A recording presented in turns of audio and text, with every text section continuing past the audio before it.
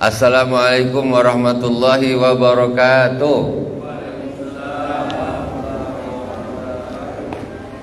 Alhamdulillahirabbil alamin wassalatu wassalamu ala sayyidil mursalin wa ala alihi washabihi ajmain. Subhanaka la ilma lana illa ma 'allamtana innaka antal alimul hakim. Rabbi israh li sadri wa yassir li amri wa hlul 'uqdatam min lisani yafqahu qawli. Allahumma salli ala sayyidina Muhammadin al-Fatih lima ughliq wal khatimi lima sabaqa nasir haqqi bil haqq wal hadi ila siratikal mustaqim wa ala alihi haqqa qadrihi wa miqdarihi al-azim. Amma ba'd. Bapak-bapak, ibu-ibu jamaah Masjid Nurul Islam yang dirahmati Allah Subhanahu wa taala, Pak Imam, muazzin dan para ustadz yang sama-sama kita hormati. Pagi ini kita akan melanjutkan kajian fikih kita. Namun sebelumnya kita Fatihah terlebih dahulu kepada baginda Rasulullah SAW, kepada para anbiya, sahabat, tabi'in, tabi'in, kepada para aulia wa sahadat wassalihin, khususan Abu Ya Sayyid Muhammad bin Alawi Al-Malik Al-Hasani wa Abu Ya Sayyid Ahmad bin Sayyid Muhammad Al-Malik Al-Hasani, khususan ila Al-Imam Ahmad bin Husain Asyhir bi Abi Syuja' rahimahullah. Amadnallahu bimadadihi wa fadha alaina min barakatihi wa anwarihi wa ulumihi fid dini wad dunya wal akhirati bi sirril Fatihah. A'udzu billahi minasy syaithanir rajim. Bismillahirrahmanirrahim. Alhamdulillahi rabbil alamin. Ar-Rahmanir Rahim. Maliki yaumiddin. Iyyaka na'budu wa iyyaka nasta'in. Ihdinas siratal mustaqim. Siratal ladzina an'amta 'alaihim ghairil maghdubi 'alaihim waladdallin. Amin. Bismillahirrahmanirrahim. Qala al-musannif rahimahullah ta'ala wa nafa'ana Allahu bi ulumi fid dharain. Faslun wa juludul maitati tadhuru bittibaq illa jildal kalbi wal khiziri wa ma tawallada minhuma aw min ahadihima. Pasal menerangkan tentang wa juludul maitati tadhuru bittibaq. Kulitnya bangkai itu bisa suci dengan cara disama, kalau orang Martin itu sama, atau dibag. Dibag itu apa? Dibag itu kulitnya dikupas, kemudian dibentang, kemudian dikasih suatu zat yang bisa menghilangkan kotoran atau lendir-lendir, sisa dagingnya semuanya, lemak-lemaknya, sehingga kulitnya itu bisa bersih. Nah, dijemur, itu namanya dibag atau disama. Kalau itu dilakukan dengan cara yang benar, maka kulit itu menjadi suci. Ini bahasanya kulitnya bangkai, bukan kulit kambing kurban. Kalau kulit kambing kurban makan sama rambut-rambut dia pun boleh. Nah, ini ada kambing lewat tengah jalan, ditabrak lori, mati kambing itu. Mati tentu bangkai namanya. Kulitnya ini masih bisa dimanfaatkan. Walaupun sifatnya bangkai, kulitnya bisa dimanfaatkan dengan cara dibak atau disama itu tadi. Nah, tetap dikulitin, kemudian dijemur, dibersihkan dari semuanya yang bisa membuat bau, ya, lemaknya dan sebagainya, sehingga bersih. Kemudian dibikin sabuk, tali pinggang, dibikin tas. Apa hukumnya?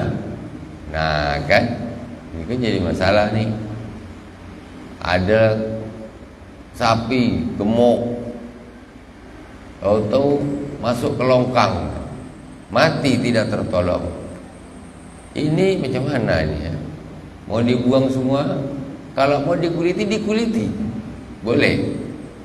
Nah, daripada dibuang semua jadi bangkai, kuliti, ambil kulitnya saja, disama atau didabah, bisa menjadi suci dan boleh dipakai. Nah, untuk beduk boleh. Beduknya masih bagus kulitnya, macam dah tua dah tu kulitnya tu. Baru. Oh, memang kambing dia hitam lah, lembu dia hitam ya. Oh, hitam lam katanya, tapi memang warna hitam berarti. Wa juludul maitati tadhuru bidibaghi illa jildal kalbi wal khinzir. Di sini sawaun fi dzalika maitatun ma'kulil lahmi wa ghairihi wa kafati dibag ayunza'a fudulul jildi mimma ya'afinuhu minad dami wa nahwihi bi syai'in harifin kafsin walau kana al kharifu najisan kadzarikal hammam kafa bidabag. Jadi yang boleh disama itu, ditibak itu sama saja hewan yang boleh dimakan dagingnya ataupun yang tidak boleh dimakan dagingnya. Illa jildal kalbi wa khinzir wa ma tawallada minhuma, kecuali kulitnya anjing dan babi ataupun keturunan dari keduanya. Maksudnya gimana? Ada hewan yang tak boleh dimakan. Kalau kulitnya dibersihkan seperti itu tadi, caranya disama itu, maka kulit itu menjadi suci. Makanya kata orang ada, tas hitam dari kulit buaya, hukumnya apa? Sabuk dibawa sholat, sabuknya dari kulit ular, sah apa tidak sholatnya? Kan gitu. Ada lagi jam tangan dari kulit harimau, talinya umpamanya, sah apa tidak untuk sholat? Jadi kalau menurut Imam Asy-Syafi'i rahimahullah ta'ala, semua kulit selain kulit anjing dan babi dan keturunan dari keduanya, itu kalau disama, itu hukumnya menjadi suci. Walaupun hewan itu hewan yang tidak boleh dimakan, ya, atau bangkai. Hewan boleh dimakan tapi bangkai disama, jadi suci kulitnya. Boleh untuk sejadah, boleh. Kambing, telangga lori, sayang pula. Disama, bersih kulitnya, dipotong yang rapi, sholat Jumat bikin sejadah pakai kulit kambing, tidak apa-apa, boleh itu. Pakai kulit kambing. Ini secara fikih boleh. Jadi ada satu, cuma terjadi perbedaan pendapat di hewan yang tidak boleh dimakan. Nah, ini para ulama ada beda pendapat. Cuma Imam Syafi'i mengatakan hewan yang tak boleh dimakan pun kulitnya boleh dipakai, ya, itu tetap suci kalau disama seperti itu tadi. Jadi kalau menurut Imam Syafi'i, orang sholat, ya, yang seperti saya bilang tadi, pakai sabuk dari kulit harimau, harimau mana boleh dimakan? Kalau boleh kita kurban tahun depan, kurban harimau, kan? Tapi tak ada pula kurban harimau. Nah, boleh hukumnya sah menurut Imam Syafi'i. Cuma ada imam yang lain mengatakan yang bisa suci hanya yang hewan boleh dimakan dagingnya. Berarti kalau orang sholat pakai sabuk dari kulit harimau, itu sholatnya tidak sah. Karena apa? Dihukumi najis. Tapi Imam Syafi'i rahimahullah ta'ala mengatakan suci. Ini namanya perbedaan pendapat ulama. Jadi kalau nak pakai itu, ya ikut Imam Syafi'i berarti. Ikut Imam Syafi'i. Tapi yang terbaik apa sebetulnya? Yang terbaik ya tak usah pakai. Kenapa? Ini namanya mura'atul khilaf. menjaga perbedaan pendapatnya ulama. Ketika ulama ini bilang najis, ini bilang tidak, ini bilang najis, ini bilang tidak. Kalau gitu kita nih ambil yang paling hati-hati. Tapi umpamanya kok tetap pakai, ya, dia sholat pakai sabuk dari kulit ular, umpamanya, banyak ini di mana-mana banyak. Itu ya sah-sah saja menurut Imam Syafi'i, yaitu pakai mazhab Syafi'i. Tinggal itu masalah afdal saja.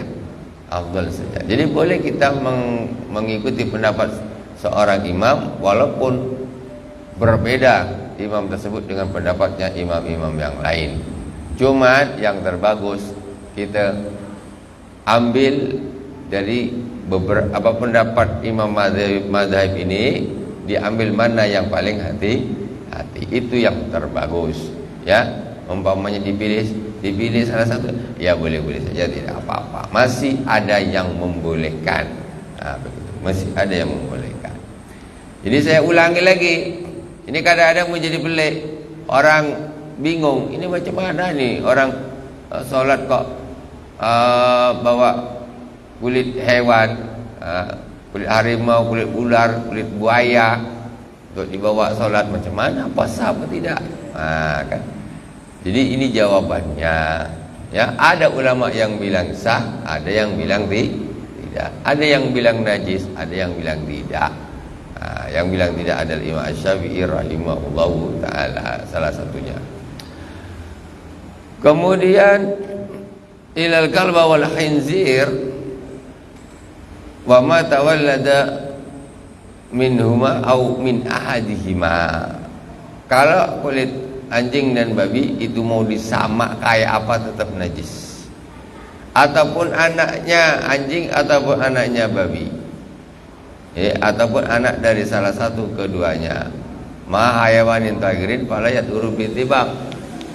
Anjing, mohon maaf, kawin dengan kambing. Anjing keluar kawin dengan kambing, itu nanti jatuhnya anaknya itu najis. Dan kulitnya tidak bisa disamak. Walaupun bentuk si keturunannya ini lebih dominan ke kambing bentuknya, tapi ini bapaknya ini anjing, berarti ini hukumnya najis dan kulitnya pun tidak boleh disamak, tidak akan suci kalau boleh disamak. Wa azmul maitati wa sa'ruha najisun wa kadzal maitatu Wakadal maitatu aidan najisatun wa urida biha azzailatul haya bi ghairi zakah syar'iyyah wa la yustasna hina idzin janinul muzakkah idza kharaja min batni ummi maita li'anna zakatahu bi zakati ummih wa kadza ghairu minal mustasnayat al-madhkura fil mabsutat. Tulangnya bangkai dan rambutnya bangkai itu hukumnya najis. Tulangnya bangkai dan rambutnya bangkai hukumnya najis. Ada tulang lembu. Tulang lembu, tapi lembu ini lembu bangkai. Lembu masuk ke longkang mati, akhirnya tulangnya dibiarin sampai tinggal tulang saja, itu tulangnya itu hukumnya najis. Tapi kalau lembu itu disembelih dengan sembelihan yang syar'i, terus tulangnya ya suci, tak ada masalah. Mau dimakan tak apa kalau kuat, gigit aja. Semacam kalau di Mekah kita tengok ada tasbih dari tulang onta, sah-sah saja, suci-suci saja, karena ontanya adalah onta yang disembelih secara syar'i halal. Ketika ontanya itu disembelih halal, tulangnya juga halal, dibikin tasbih, dibawa sholat juga boleh, tak ada masalah. Tapi kalau dia itu dari hewan yang bangkai, tulangnya menjadi hukumnya adalah najis. Disama kok ini? Yang disamakan tulang, apa? Kulitnya, tulangnya tidak. Tulangnya tidak. Pokoknya ada tasbih dari gigi harimau, umpamanya gigi harimau bikin tasbih. Itu hukumnya najis. Jadi tulang dan rambutnya hukumnya najis. Bulu ayam, bangkai, najis bulunya, ya. Ada ayam mati, cabut bulu dia, sayang, bikin untuk korek kuping, najis tuh. Tapi kalau ayam tu ayam disembelih, ya tidak apa-apa, sah-sah saja. Wa kadzal maitah aidan najisah. Tentu bangkai juga hukumnya najis, ya. Yang dimaksud dengan bangkai yaitu hewan yang mati tanpa disembelih dengan sembelihan syar'i. Atau ini syaratnya penyembelihannya syar'i. Berarti kalau sembelihnya tidak syar'i, ya hukumnya tetap bangkai. Ya. Yang menyembelih ini ayam disembelih, betul caranya betul, nadinya putus, tapi yang menyembelih bukan orang kita. Ya, orang lain, kepercayaan lain, akidah. Nah, ya, orang kafir yang menyembelih, itu hukumnya bangkai, tak bisa dimakan. Walaupun tengok lehernya memang dah putus dah urat nadinya nih, tapi yang menyembelih ya, orang sebelah, bukan orang Islam. Itu hukumnya juga menjadi bangkai, walaupun bismillah 1000 kali. Jadi bismillah itu hukumnya sunnah, tak wajib. Yang wajib itu yang menyembelih orang muslim, itu wajibnya, ya. Yang menjadi wajibnya penyembelihan itu yang menyembelih orang muslim, orang Islam. Bismillahnya hukumnya sunnah. Kalau terlupa bismillah halal, karena bismillah hukumnya sunnah, yang wajib yang menyembelih orang Islam. Ketika menyembelih orang Islam, maka dia menjadi halal. Kalau bukan, berarti menjadi bangkai. Tapi sayang pula. Mana boleh sayang? Yang jadi pedagang-pedagang ayam, ya, itu harus hati-hati, ya, harus hati-hati. Jangan bangkai dijual. Tahu dia ini bangkai nih, tahu dia. Tapi modal aku tak balik ini kalau ini tak aku jual, dijual dia. Kadang-kadang mohon maaf di pasar dekat kita ni, ya, kita kalau beli ayam dia tengok, saya tengok ayam, tengok leher dia, nadi dia tu tak putus. Ini kan bangkai namanya, haram hukumnya. Dia terus mau macam mana? Karena takut modal tak balik, tetap dijual. Dosa. Jual bangkai kepada orang itu hukumnya dosa, tidak boleh.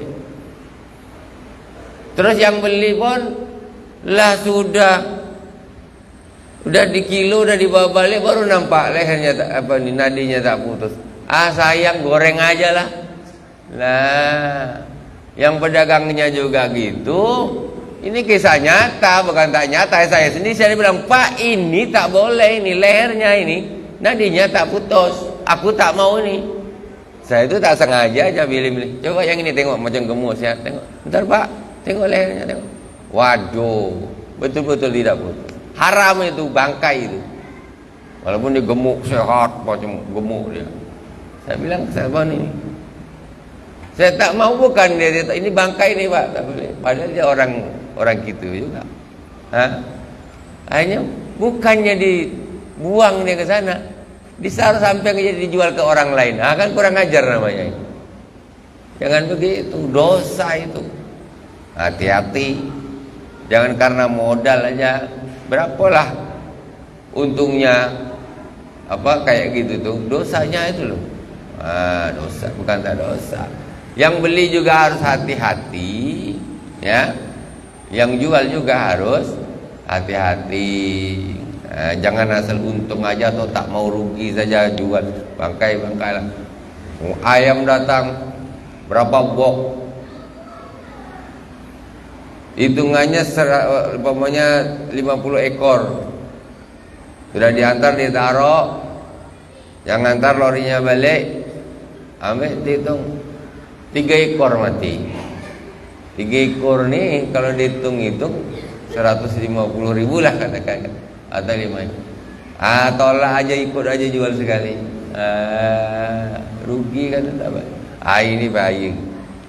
Kalau kita masih takut sama Allah Subhanahu Wa Taala, tak usah lah. Ya, bagus rugi dunia aja sedikit aja tuh, nanti diganti sama Allah. Daripada kita harus menjual bangkai, itu hukumnya dosa. Kita memberi makan orang lain, datang pakai duit bayar, kita kasih bangkai.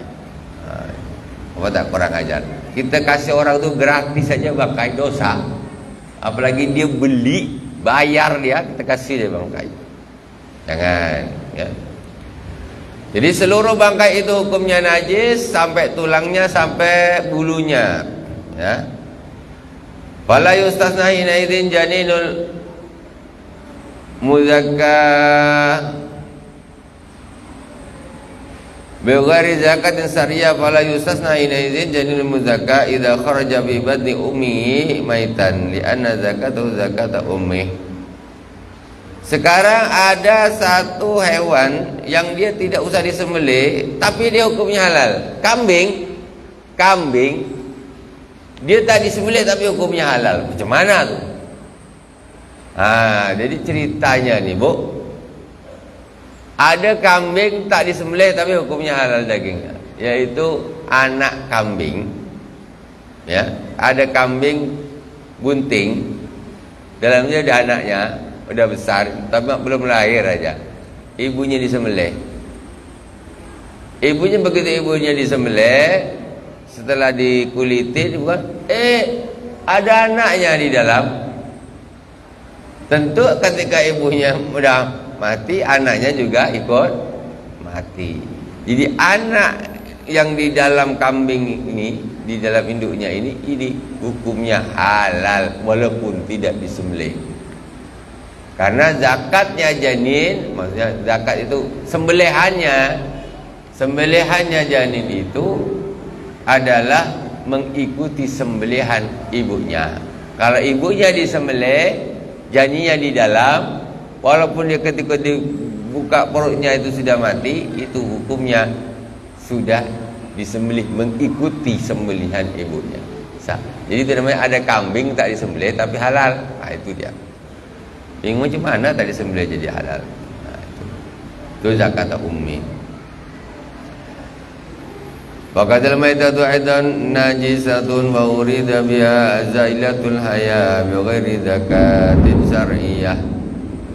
Wala yustasna hina idzin janinul muzakka idza kharaja min batni ummi maita li anna zakatu fi zakati ummi wa kadza ghairu minal mustasnayat al-mazkur. Tapi kalau bayi itu, anak kambing itu tadi, ketika perut ibunya disembelih, dia masih bergoyang, masih hidup, itu sembelih.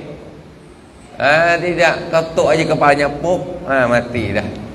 Halal. Katanya mamanya disembelih, anaknya ikut halal. Udah, tepuk kepalanya bentar, dah mati. Jangan. Kalau dia masih bergerak, hidup, ya disembelih. Si anak, si bayinya tu tadi. Sumastusnya min sa'ril maitati qauluhu illal adamiyya fa inna sa'rahu tahirun ka maitati. Kecuali illal adamiyya, kecuali anak Adam. Anak Adam manusia suci semua. Rambutnya, giginya, semuanya suci semuanya. Tidak ada yang tidak suci. Tengkorak manusia itu hukumnya suci. Gitu. Kenapa? Karena anak Adam. Tapi tengkorak harimau, tengkorak apa yang memang hasilnya bangkai, dia tidak suci. Gitu. Tidak suci. Illal adamiyah, kecuali anak Adam. Ya, manusia seluruhnya hukumnya suci. Faslun fi bayani ma yahrumu istimalu minal awani wa ma yajuzu. Pasal menerangkan tentang, sedikit kita sambung 3 minit tak apa, hujan biar orang-orang tak bisa balik kan. Allah kasih hujan. Faslun wala yajuzu istimalu awani dhahabi wal fiddati wa yajuzu istimalu ghairihima minal awani. Pasal menerangkan haram hukumnya menggunakan wadah-wadah dari emas dan perak. Haram. Apa tuh? Gelas, piring, sendok dari emas ataupun perak. Ceret dia bikin kopi pakai ceret dari perak, antar ke depan kotak-kotak. Wah, bikin teh pakai ceret dari perak. Gelasnya haram hukumnya. Mewah, nah, masya Allah. Tupperware aja kadang tak terbeli, ini nak beli pula gelas dari emas dan perak. Aduh, banyak duit. Tapi itu hukumnya haram, tidak boleh. Ya, digunakan untuk pekakas, maksudnya pekakas talam, ya, pekakas dapur. Itu tidak boleh menggunakan emas ataupun perak. Wa yajuzu la fil akli wala fi syurbin wala ghairihima wa kama yahrumu istimalu ma dzukira yahrumu taghadu min ghairi istimalin fil asah. Jadi sama juga keharamannya itu untuk pekakas untuk makan ataupun untuk minum ataupun selainnya, ya. Bahkan diharamkan walaupun tidak digunakan tidak untuk digunakan. Maksudnya apa? Beli ada ceret, terus dia satu paket, ada gelasnya, tapi ditaruh di lemari tidak untuk dipakai dimakan, sengaja cuma ada. Oh, ini gelas dari perak nih, mantap, pematekonya komplit atau ini, atau dari emas, tak dipakai, itu tetap haram, ya, karena itu pekakas itu, ya. Mungkin jadinya jadi untuk hiasan, tapi hukumnya tetap menjadi haram. Nah, jadi bukan kalau pas dipakai saja, tidak. Kalau memang hanya untuk hiasan dibelinya, tapi tetap hukumnya haram. Jadi menurut pendapat yang sahih, yang paling sahih, wa yarmu aidan al-ina al-mutalla bidzabi wal fiddati in asla min at-tila'i syai'un bi ardihi 'ala an-nar. Kemudian haram juga pekakas yang ditambal pakai emas ataupun pakai perak. Yang menambalnya itu menggunakan pakai api. Ada tukang emas tak di situ, tukang perak. Pakai api nambalnya, pakai apa itu biasanya kan? Nah, pokoknya kalau nambalnya itu ada ceret bocor ditambal ya. Ah, ini ceret antik nih, kita tambal pakai emas lah atau pakai perak lah, ditambal dia. Itu hukumnya menjadi haram. Sama juga. Oh, ini al-mutalla. Al-mutalla ini yang disepuh. Disepuh pakai emas ataupun pakai perak, ya. Mutalla bizahabi. Yang disepuh. Dia bukan emas, bukan perak, tapi disepuh habis. Ceret disepuh habis, gelas disepuh habis. Disepuh emas ataupun disepuh perak. Itu juga tidak boleh hukumnya. Minal awani wa yasimalu ghairiha minal awani. Dan boleh menggunakan pekakas-pekakas lain selain emas dan perak, ya. Minawi an-nafisa kaina'in bil yaqut wa yarum al-ina al-mudabbab bi dabbatil fiddatin kabiratan urfan li zina wa in kanat kabiratan li haja jaza. Boleh menggunakan pekakas selain dari emas dan perak walaupun dari yakut. Kalau dari emas, yakut dengan emas mana mahal? Mahal yakut. Tapi yakut boleh. Ada orang bikin ada gelas dari yakut. Wow. Malah boleh. Dari emas tak boleh. Kenapa? Karena emas ini, ya, Menurut satu keterangan, emas dan perak ini semua orang-orang ini tahu, paham. Orang miskin tengok, waduh, gelasnya emas katanya. Waduh, perak, mama semua tahu.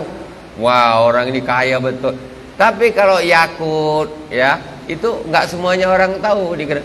Ini batu apa? Padahal mahalnya setengah mati. Tak tahu nih, ini batu apa nih? Tak tahu ya. Nah, dikira batu-batu murah-murahan. Boleh pakai yakut, boleh. Haram, kemudian haram hukumnya menggunakan tadi apa? Bekakas yang ditambal pakai tambalan perak, tambalannya yang besar, ya, tambalannya besar tapi ditambal pakai perak.